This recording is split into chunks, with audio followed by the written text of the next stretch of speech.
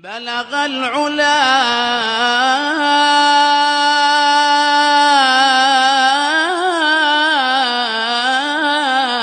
بكماله كشف الدجى بجماله حسنت جميع خصاله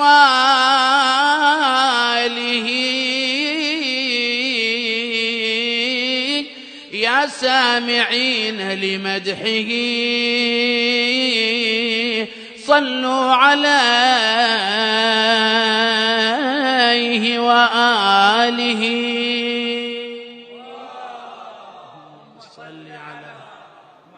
Insyaallah fakir tidak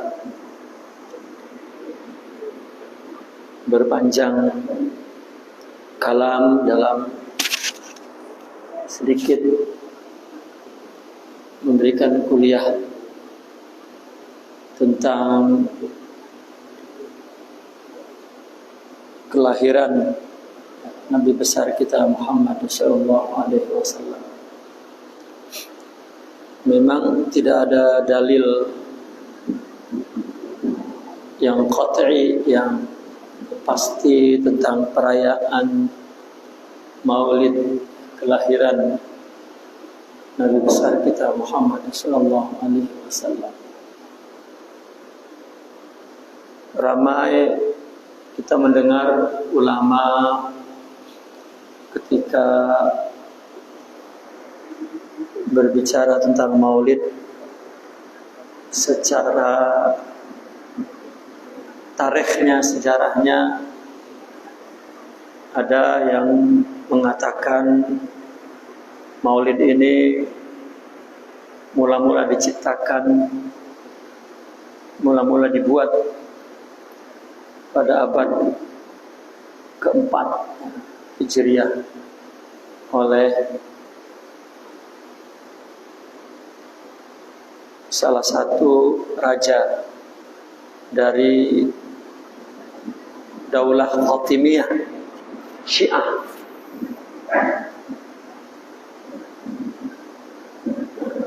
Untuk menunjukkan intima mereka kepada Ahlul Bait. Ada juga yang mengatakan mula-mula Maulid ini dirayakan pada abad ke-6 Hijriah oleh seorang Khalifah Amirul Mukminin, yaitu Al-Malik Al-Muzaffar di Mesir. Itu dengan kita mengenal salah satu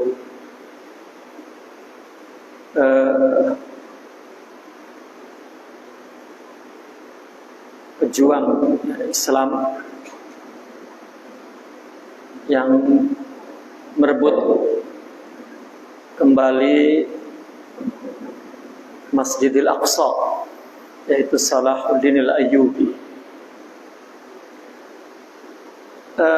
Namun sebenarnya perayaan Maulid ini bukan dimulai dari apa yang tadi kita sebutkan. Namun barangkali perayaan Maulid dilakukan oleh orang ramai, mungkin dimulai oleh Salahuddin Al-Ayyubi atau Al-Malik Al-Muzaffar di abad ke-6 itu, atau mungkin juga perayaan Maulid dilakukan pada abad ke-4 oleh Daulah Fatimiyah. Namun dalam catatan sebagian ulama, perayaan Maulid adalah untuk mengenang, mengingat Rasulullah sallallahu alaihi wasallam. Kita jangan melihat perayaan Maulid yang sekarang kita lihat. Kita tahulah di mana-mana membuat perayaan Maulid, menjemput orang ramai di dataran, di masjid atau di tempat-tempat yang lapang, orang ramai duduk membaca Maulid, berjanji atau dibai atau dan lain sebagainya. Kita mungkin membayangkan bahwa perayaan macam yang kita lihat sekarang itu, ya, itu dilakukan di zaman dahulu. Kalau perayaan seperti itu memang tidak ada, ya. Maka ketika orang melihat sejarahnya, mereka akan mengembalikan sejarah itu kepada zaman Salahuddin Al-Ayyubi. Pada saat itu Masjidil Aqsa berada di tangan Yahudi. Umat Islam mengalami kelemahan karena di abad kelima, keempat, kelima, keenam Hijriah terjadi perpecahan fanatik mazhab, baik mazhab fikih atau terjadi fanatik terhadap mazhab akidah. Umat dalam keadaan berpecah belah. Sementara Masjidil Aqsa, ya, telah direbut dan berada di tangan Yahudi. Maka Salahuddin Al-Ayyubi dari segi mazhab fiqih, dia adalah mazhab Syafi'i, dan kemudian akidah Asy'ariyah, dan dia juga adalah seorang sufi. Maka dia ingin menyatukan orang yang sedang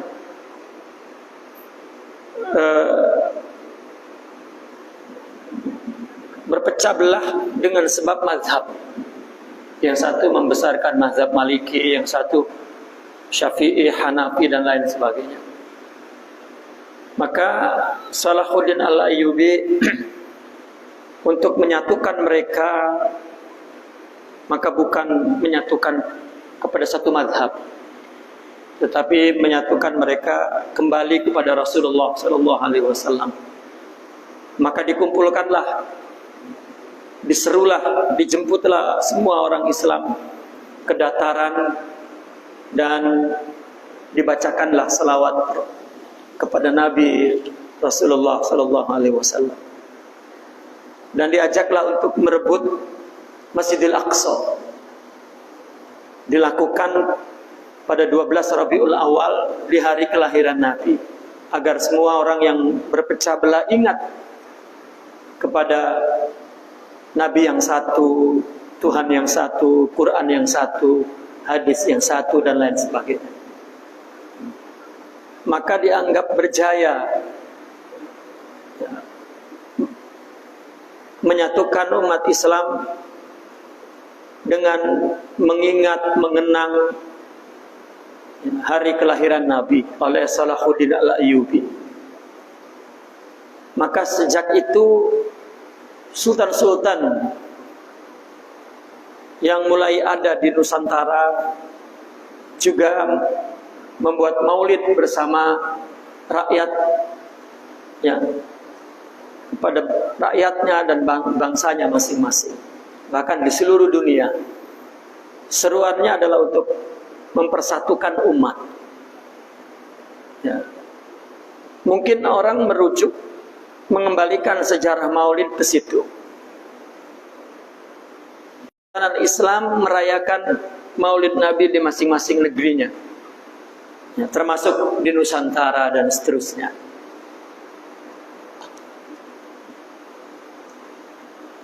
Maka seorang rajanya bernama Malik Muzaffar meminta orang menulis sejarah Nabi, ya. Maka ditulislah dan dibacakan sejarah Nabi itu di tempat orang ramai agar orang ingat kembali bersatu dan mengikuti ajaran yang dibawa oleh Rasulullah sallallahu alaihi wasallam. Jadi ketika kita mendengar Maulid itu dirayakan dimulainya di abad ke-6, maka boleh jadi orang mudah mengatakan berarti itu baru. Di abad pertama tidak ada, di abad kedua tidak ada, di abad ketiga tidak ada. Kalau perayaan yang seperti kita lihat sekarang atau yang dimulai oleh Salahuddin Al-Ayyubi di abad ke-6 memang tidak ada sebelum itu. Namun idea membacakan sejarah Nabi di tengah orang ramai untuk menumbuhkan cinta kepada Nabi itu dilakukan sejak zaman sahabat. Tidak berhenti dari generasi ke generasi, dari generasi ke generasi. Sehingga banyaklah keperluan umat untuk mengajak, mempersatukan, mengingat Nabi.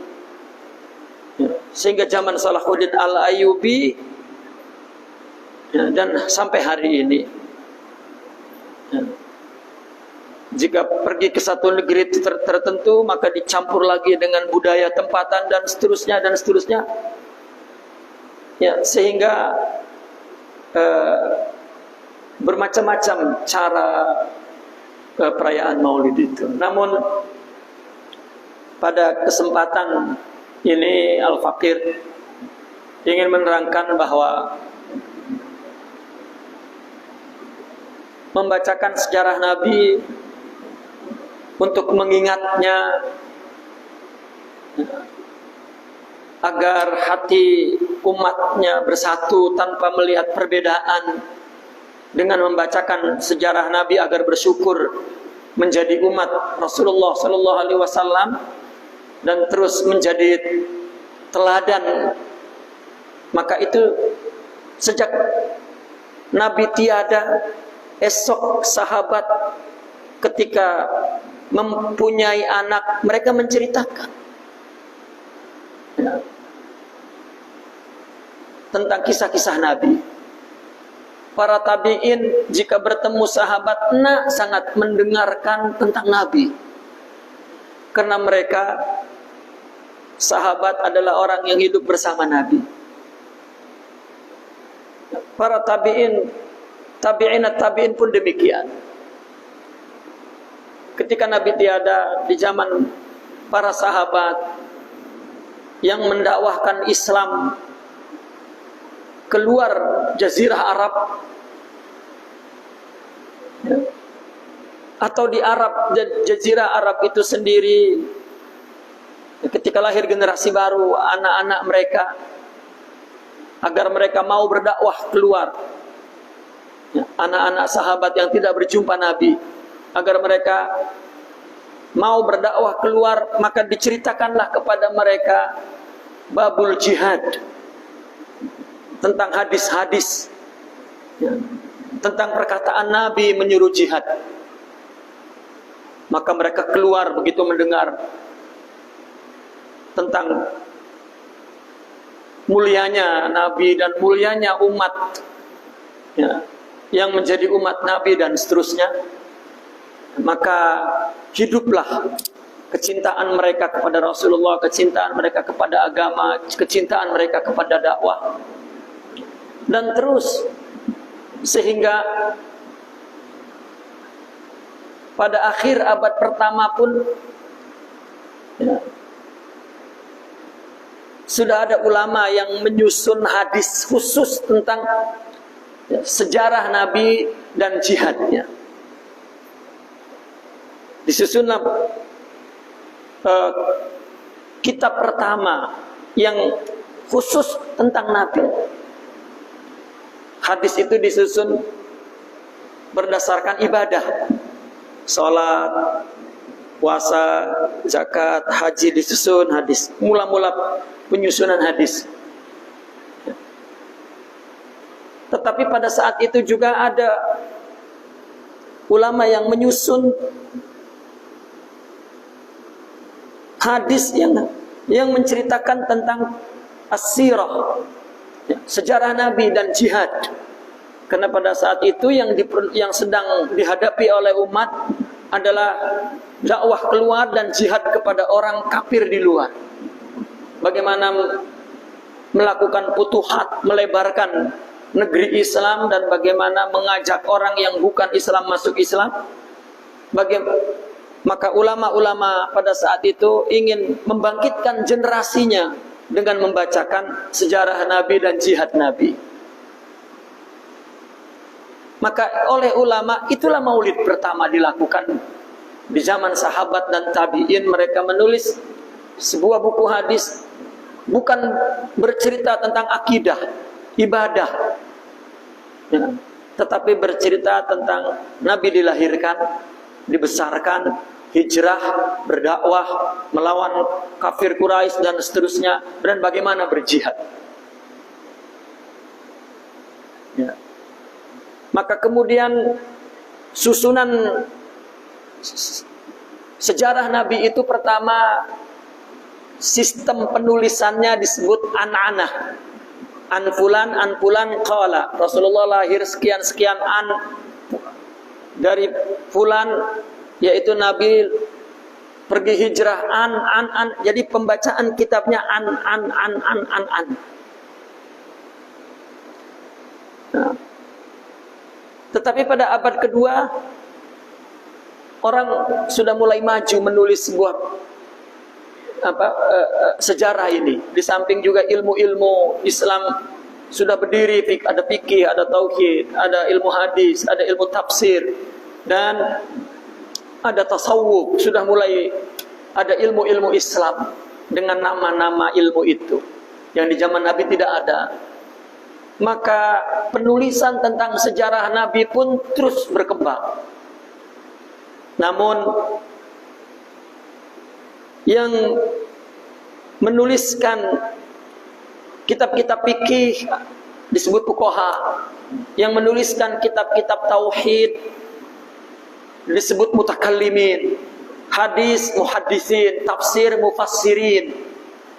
Tetapi yang menuliskan tentang akhlak Nabi dan sejarah Nabi adalah disebut sufiin, orang-orang sufi.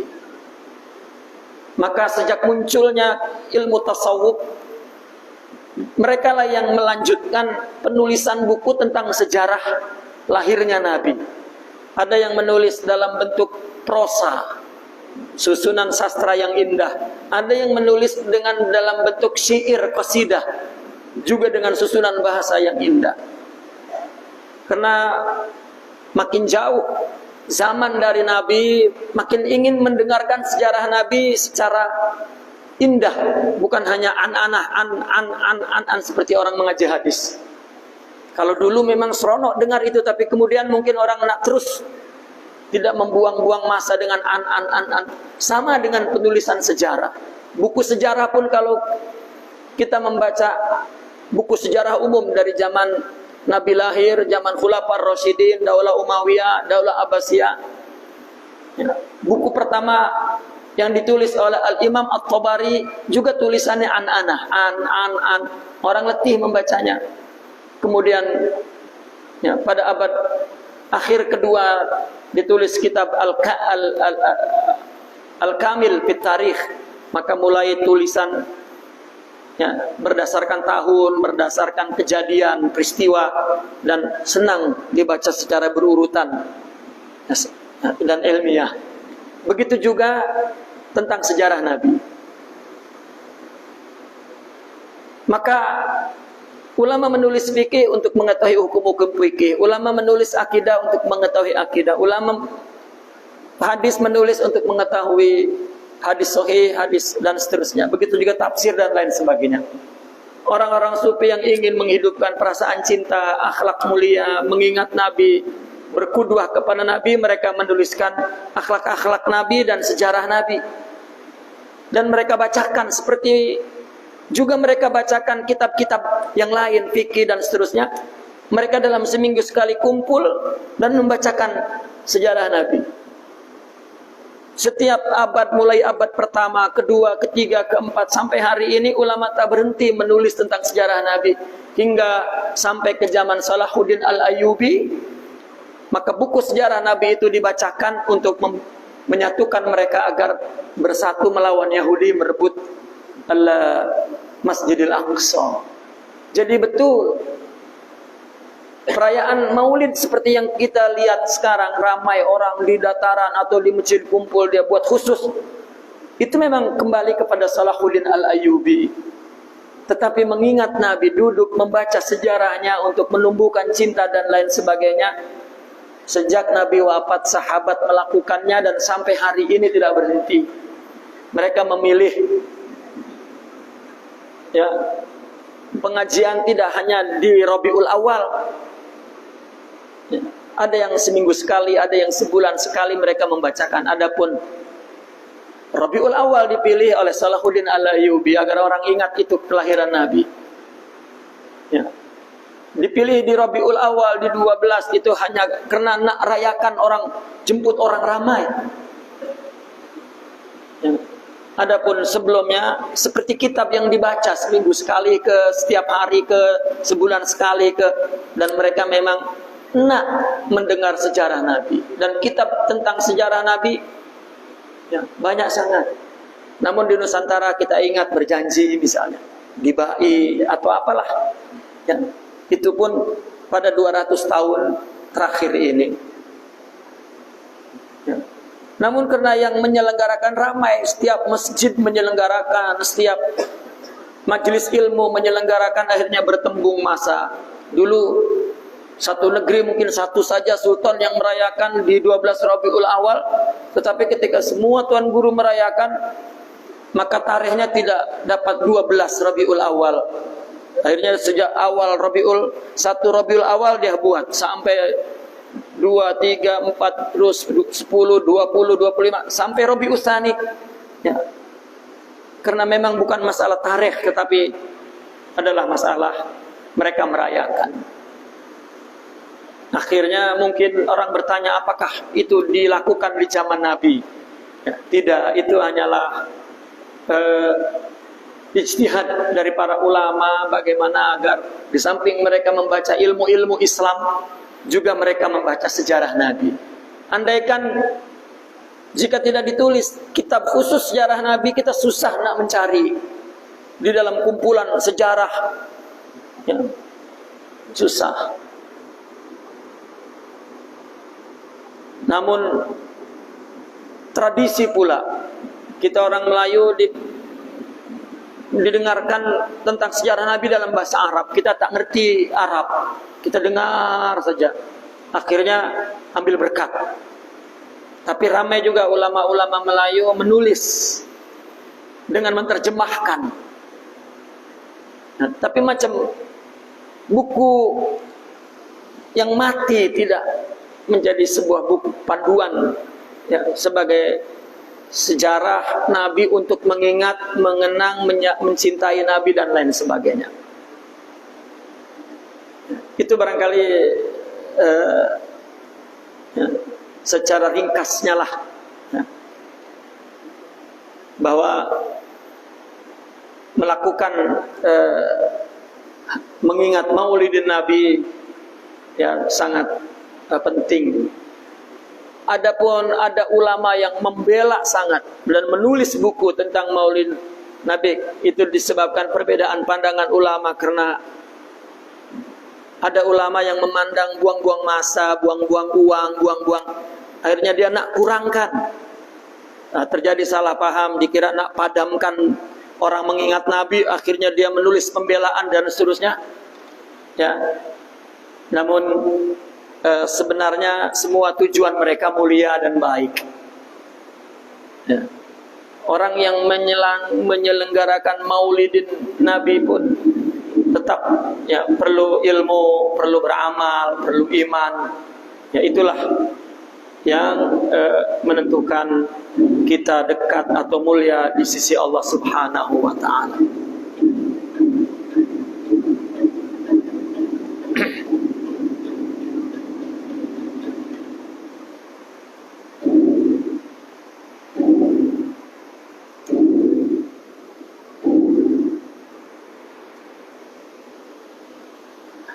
Azan dulu, Pak. Tak sambung. Tuan-tuan dan puan-puan muslimin muslimat, sebagai penutup daripada kuliah, bahwa adakah ulama mempunyai dalil ketika mereka merayakan Maulid itu? Karena apa yang dilakukan di dalam perayaan Maulid itu adalah semuanya amalan yang diperintahkan oleh agama ada, seperti misalnya berjemaah, berselawat, berzikir, ya. Tidak ada satupun yang dilakukan di situ tidak ada dalil dalam agama mereka. Salah satu dalil adalah bergembira. Mereka mengambil sebuah ayat Al-Quran surat Yunus ayat 58. Allah berfirman, "Qul bifadlillahi wa birahmatihi fabidzalika falyafrahu huwa khairum mimma yajma'un." Artinya, katakanlah, dengan karunia Allah. Karunia Allah dalam tafsir, salah satu tafsirnya kita ambil tafsir yang paling pertama di abad pertama, yaitu Al-Imam Tabari. Katakanlah, dengan fadl Allah, karunia Allah adalah agama Islam. Wa birahmatihi, dan dengan rahmatnya adalah pembawanya, yaitu Rasulullah sallallahu alaihi wasallam. Fabidzalika, maka dengan fadl dan rahmat itu, falyafrahu, bergembiralah. Huwa, gembira itu, khairun, adalah gembira yang terbaik, mimma yajma'un, daripada bergembira karena dia dapat menghimpunkan apa saja di dunia ini. Orang di dunia menghimpunkan harta, gembira. Orang di dunia menghimpunkan pangkat, gembira. Orang di dunia menghimpunkan kedudukan, kemuliaan dunia, orang gembira. Tetapi Al-Quran mengatakan ada gembira yang paling baik, yaitu bergembira karena kita menjadi orang Islam dan menjadi umat Nabi Muhammad sallallahu alaihi wasallam. Jadi tuan-tuan, puan-puan, ketika Allah takdirkan kita menjadi umat Nabi Muhammad, sepatutnya tidak ada yang menyedihkan kita apapun. Karena Allah lah yang memilih kita menjadi umat Nabi, menjadi umat rahmah, menjadi umat yang khairul ummah. Allah menyatakan, wa ma arsalnaka illa rahmatan lil alamin. Nabi diutus rahmat. Dan Nabi pun bersabda, ana ar-rahmatul muhda. Saya adalah rahmat, kasih sayang Tuhan yang dihadiahkan. Maka ketika kita ditakdirkan menjadi umat, maka kitalah orang yang ditakdirkan mendapatkan hadiah rahmat, yaitu memiliki Nabi dan menjadi umatnya, yaitu Islam, Nabi besar kita Muhammad sallallahu alaihi wasallam. Maka ayat ini menyuruh kita bergembira, karena mungkin kita semua tahu, tuan-tuan dan puan-puan, kita tidak bicara tentang perbuatan baik, ketaatan, melaksanakan perintah itu ada pahala. Ya, musibah pun, ya, bagi umat Nabi Muhammad itu pun ada pahalanya. Bahkan kata Nabi, tertusuk duri dihapus dosanya, diberi pahalanya, diangkat derajatnya. Orang letih mencari nafkah dapat menghapus dosa yang tidak dapat dihapus oleh sholat dan puasa. Dan banyak, ya, kita cukup masalah, saya meringkas bahwa gembira menjadi umat Nabi berpahala. Alhamdulillah kita menjadi umat Nabi. Ya.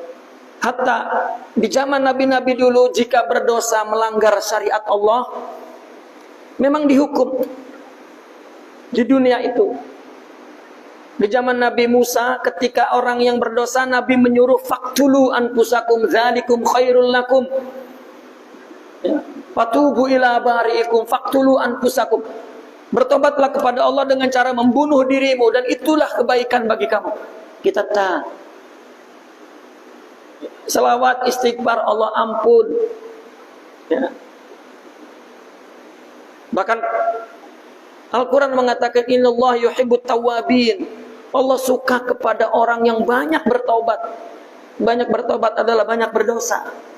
Jadi dosa di dalam syariat kita hikmah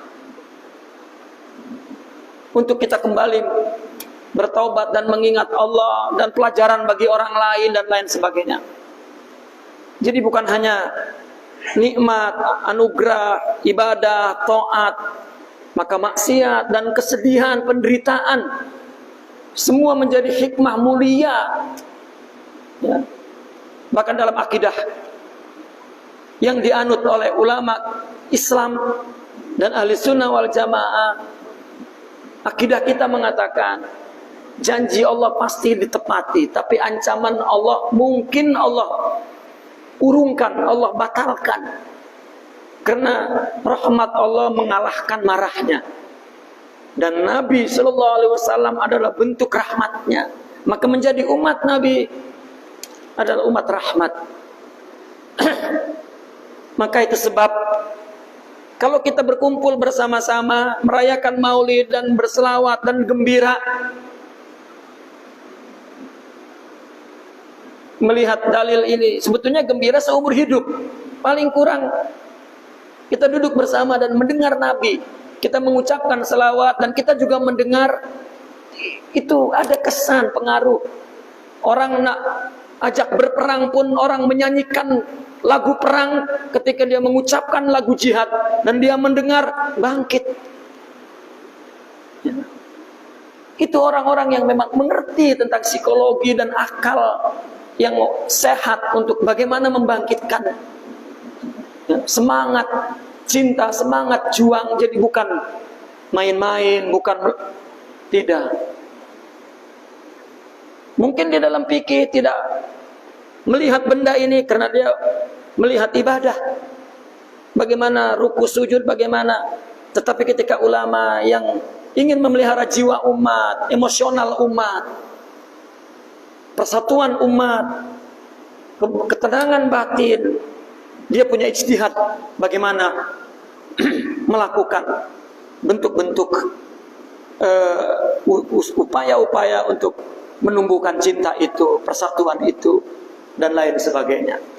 Jadi itu salah satu dalil yang diambil oleh ulama ketika mereka bergembira pada hari Maulid, agar selanjutnya dia bergembira.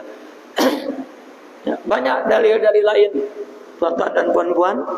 Mungkin setakat ini, dalam waktu yang singkat ini, itu saja ya, yang dapat Al-Fakir sampaikan. Kurang lebihnya mohon maaf. Aku liqauli hadza wa astaghfirullah li wa lakum. Assalamualaikum warahmatullahi wabarakatuh.